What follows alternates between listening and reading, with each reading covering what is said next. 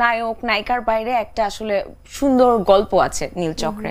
তো শুটিং এর সময়কার যদি গল্প বলি, আমি অনেক অসুস্থ ছিলাম, কারণ এর আগের প্রজেক্টটাই ছিল যেটা কথা বলছিলাম, বিবিআর কে বকুলের বুকে রক্তকরবী করেছি তার আগে। তো ওইটা করতে যে আমি অনেক অসুস্থ হয়ে গিয়েছিলাম। ওইটার কোয়ার্টিস্ট ছিল মীর রাব্বি আর আসিফ ভাইয়া, ওইটা ডিরেক্টর হচ্ছে শাহরিয়ার পলক প্রেক্ষাগৃহ। আর হচ্ছে ওখান থেকে আমি অনেক অসুস্থ হয়ে গিয়েছিলাম, কারণ 6 দিন আমরা প্রতিদিন রাত 3টা 4টা পর্যন্ত টানা শুট করেছি, অ্যান্ড হচ্ছে 2-3 ঘন্টা ঘুমিয়েছি, আবার সকাল 8টা 8:30 এরকম কল টাইম থাকতো ঢাকার বাইরে।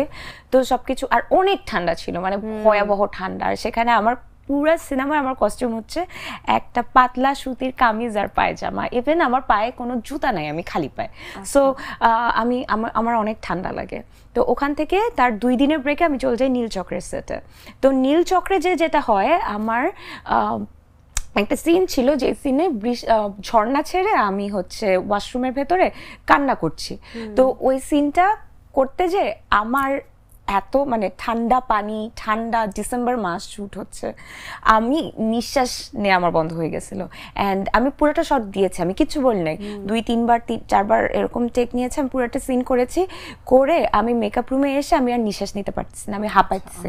তো তারপর হচ্ছে ডিনোলাইট, বড় ডিনোলাইট, 2টা ডিনোলাইট এনে একটা আমার পিছন দিয়ে ছেড়েছে, একটা আমার সামনে দিয়ে, অ্যান্ড ডিনোলাইটের তাপে তারপর আমি আস্তে আস্তে আমার বেটার ফিল হয়েছে, নইলে আমি মনে হয় মরেই যেতাম। না, এরকম ভাবার কোনো কারণ নেই। তুমি ইতিমধ্যে এত অল্প সময়ে এসে খুব ভালো কাজ করছো, সময়টা কিন্তু বেশ অল্প, যতগুলো চলচ্চিত্র অলরেডি কাজ করে ফেলেছো তুমি, রিলিজ হয়তো এখনো হয়নি।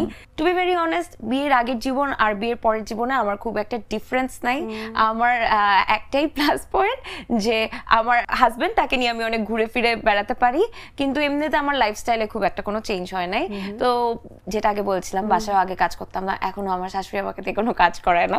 তো আমি এবারে কোনো কাজ করতে হয় না, যে বা শাশুড়ির সাথে শখ করে একটু হেল্প করা, সেটা করেছি, কিন্তু থাকে না, মানে অনেক কাজ তো করে মানুষ। আমি শুনছি বিয়ের পরে খাবার রাঁধে, এটা করে সেটা করে। মা আমাকে বলে তোমার কিছু করা লাগবে না, মা আমার সাথে গল্প করে, আমি মার সাথে গল্প করি, এর মধ্যে সব রেডি হয়ে যায়।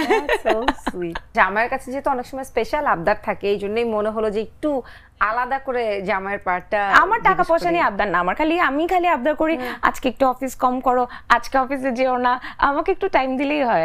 আর তুমি যখন শুটিং এ বিজি থাকো তখন জামাইয়ের কি আবদার থাকে? না, ওর কোনো আবদার কখনো নাই। তুমি যে এই যে লম্বা যখন শুটিং শুরু হয়, স্পেশালি সিনেমা শুটিং গুলো রাত দিনে টাইমিং এ ঠিকঠাক থাকে না, বিয়ের পরে কি এরকম টাইমিং হয়েছে? হ্যাঁ হয়েছে, ঢাকার বাইরে শুটে গিয়েছি 2 দিন 3 দিন 4 দিন। ওর জন্য মনে হয় ভালোই হয়, কারণ ও অনেক কাজ করতে পারে, he is very workaholic, so ও খালি কাজ করতে চায়।